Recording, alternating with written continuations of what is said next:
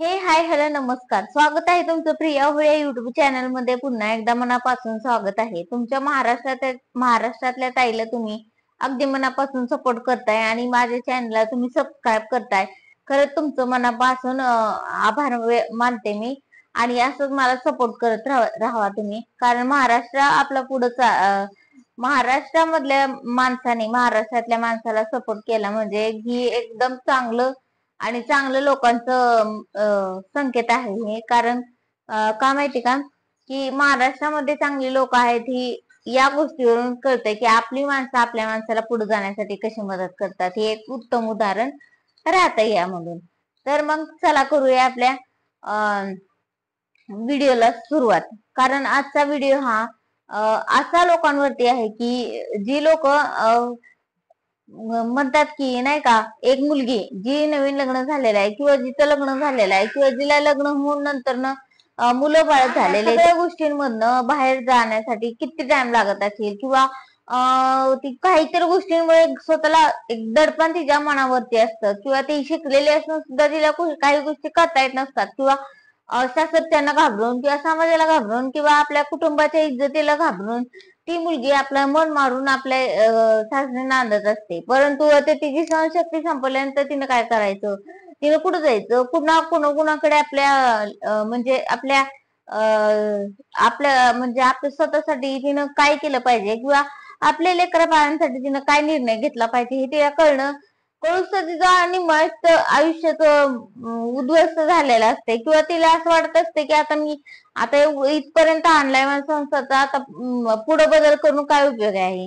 त्यासाठी मग मला कुठल्याही मोठ्या सेलिब्रिटीचं किंवा कुठल्याही मोठ्या रील स्टारचं नाव घेऊन कुणाला काही उदाहरण द्यायचं नाहीये. पण एक उत्तम उदाहरण म्हणजे प्रगती आणि शरण्या म्हणजे ती मायलिके आहेत.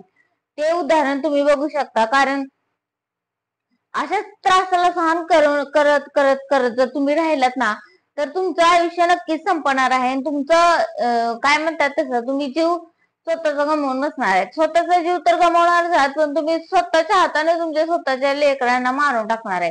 उद्या तुम्ही काय करताल माहित नाही, त्याचा अंदाज कारण कुणाची मेंटॅलिटी कशी चालते, कोण रागात कसं वागतं हे कोण कुणाला सांगू शकत नाही. परंतु जे काय आपण वागतो रागाच्या भरामध्ये, जे काय आपण निर्णय घेतो ते रागामध्ये घेत असतो बरं का. परंतु स्वतःला जेवढं होईल तेवढं तुम्ही एकांतात विचार करत जावा, एकांतात शांतपणे विचार करत जावा आणि स्वतःला जे योग्य वाटतंय तेच करा. कारण काय माहितीये का, कोणी कुणासाठी नसते. जी लोक वाईट वागायचे ती वाईट वागत राहणार आहेत. म्हणजे ज्यांच्यासाठी तुम्ही तुमचं स्वतःच्या आयुष्याची वाट लावून घेताय त्याला त्याचा फरक कुणाला पडणार नाही ना सासरच्यांना ना माहेरच्यांना. कारण सासरच्यांनी तर लग्न लावून दिलं असतं, त्यांना काय फरक पडत नसते ही काय करते कशी जगती काय नाही. कारण त्यांना त्यांच्या लेखाचं पडलेलं नसतं. तर तुम्ही तर बाहेरची मुलगी असतात ती तुमचं तर त्यांना काय पडलेलं नसतंय. पण तुमची माहेरची पण तुमचं साथ देत नसते ती. कारण का, त्यांनी एकदा लग्न करून दिले ते त्यांचं कर्तव्य संपलं असं समजून जाते ते.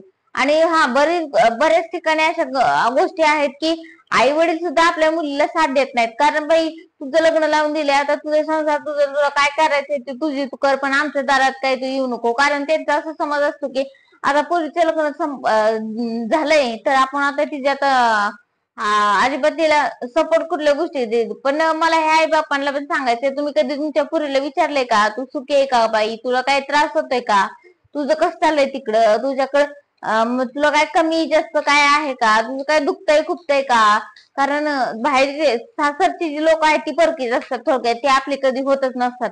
पण ही जी जन्म दिलेली आई बाप असतात त्यांनी कधी आपल्या मुलीकडे म्हणजे आपल्या मुलीकडे कधी लक्ष दिले का, तिला काय विचारले का तुला काय त्रास होते का बाई, काय नाही, तुला काय त्रास होत असेल तर तू ये आमच्याकडे माघारी, असं तर नाहीच नाही. पण ते स्वतःहून कधी तुम्हाला भेटायला आलेले आहेत का, नाही आलेत. कारण त्यांना काय घेणं देणं नसते. त्यांना आता फक्त त्यांच्या मुलाचा संसार पडलेला असतोय, जर ते त्यांच्या मुलाशी प्रेम करत असतील तर.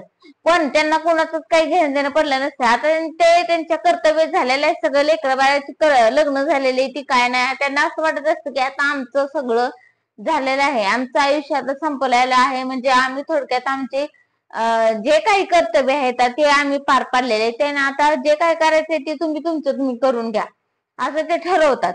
म्हणून मुलीकडे लक्ष आई बाप पहिल्यांदा तिला परक करून टाकतात. तिला काही विचारत नाही की काय नाही, तुला काय त्रास होतोय का, तुझ्या मनात काय आहे का, काही गोष्टी विचारत नाहीत. तुला तुझं तुझं तू करायचंय ती कर बाई, पण आमच्याकडे काही येऊ नको, आमच्या दारात काय पाय ठेवू नको, असं त्यांचं एक तत्व ठरलेलं असते की त्यांनी आता मुलीकडे लक्ष द्यायचं नाही, मुलीला आपल्या दारात येऊ द्यायचं नाही, ही त्यांची गोष्ट ठरलेलीच आहे. त्यामुळे आई बापांचा सुद्धा विचार करू नका तुम्ही, तुमच्या सासरच्यांचा विचार करू नका तुम्ही, जे आता लेकरं बाळ तुमचे झाले त्यांचा फक्त विचार करा तुम्ही आणि स्वतःचा विचार करा. जर तुम्ही एखाद्या माणसासाठी ती बाहेर सतरा लपडी करते किंवा वाईट नाद लागलेला आहे त्याला, तर अशा गोष्टी त्याच्यासाठी जीव तुमचं मारून जगून तुम्ही शेवटपर्यंत टोकाला तुमचा जीव धोक्यात घालून तुम्ही संसार रखडत रखडत नेण्यापेक्षा ना तुम्ही स्वतःच्या लाईफचा स्वतःच्या लेकरांचा विचार करा आणि योग्य ते निर्णय लवकरात लवकर घ्या. कारण काय माहितीये का,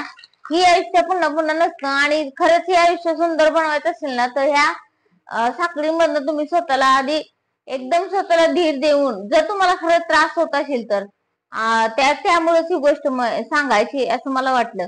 आणि बरेचसे उदाहरण आहे. ती मोहिनी हजारे म्हणून एक महिला आहे, त्यांचं एक उत्तम उदाहरण आहे की त्यांच्यावर जे काय आजपर्यंत झालंय ते त्यांनी लवकरात लवकर निर्णय घेतल्यामुळे आज मला वाटत नाही की ते सुखी आतमधून असतील, परंतु त्यांनी जे काही निर्णय घेतलाय ते एकदम उत्तम आहे. लोक काय नाव ठेवायला येतात, हसायला येतात, पण पोसायला कोणी येत नाही. तुम्हाला तुमचं बघायचं आहे आणि जोपर्यंत वेळ आहे तोपर्यंत, कारण एकदा वेळ हातातून निघून गेली तर मग कोणी कोणाचं नसतं आणि कोणी काही करू शकणार नाही. त्यामुळे तुम्हाला लवकरात लवकर जे काही गोष्टी करायच्या आहेत ना ते तुम्ही लवकर करून घ्या, कारण आयुष्य एकदाच असतंय आणि एकदा वेळ निघून गेली ना पुन्हा आपल्याला माघारी वळून बघता येत नाही.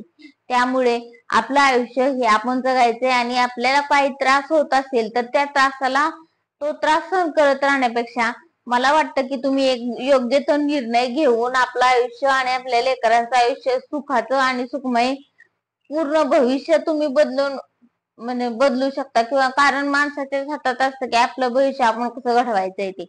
म्हणून मुलींना आणि महिलांना मला आवाहन करायचंय की तुम्ही तुमचं आयुष्य मन मारत दुसऱ्यांचा विचार करत तुम्ही स्वतः जगणं विसरून गेला असाल ना तर ही गोष्ट पहिल्यांदा थांबवा, कारण तुम्हाला स्वतःचं आयुष्य आहे, तुमच्या लेकरांचं आयुष्य तुम्हाला घडवायचं आहे. आणि तुम्ही जर ह्या गोष्टीमध्ये गुंपत राहिला की आता इथपर्यंत आणलं तर मी पुढेपर्यंत पण हे घेऊन जाईल, तसं करू नका. कारण आयुष्य हे खूप सुंदर आहे आणि हे जगण्यासाठी तुम्हाला काहीच ना काही करणं गरजेचं आहे. त्यामुळे तुम्ही लवकरात लवकर जो निर्णय घेताल तर तो एकदम उत्तम असेल.